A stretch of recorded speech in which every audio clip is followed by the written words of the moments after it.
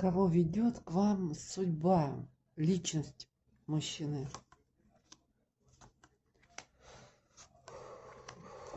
Вы знаете, вот дьявол. С одной стороны, это люди, очень красивая внешность у них.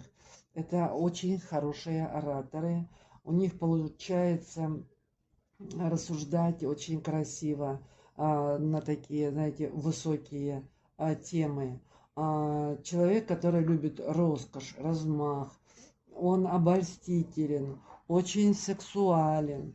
Но с другой стороны, это еще и обманщики, и интриганты, мошенники, знаете, люди с низкой социальной ответственностью.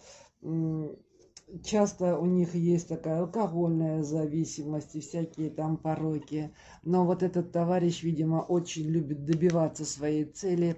И смотрите на его сексуальные отношения.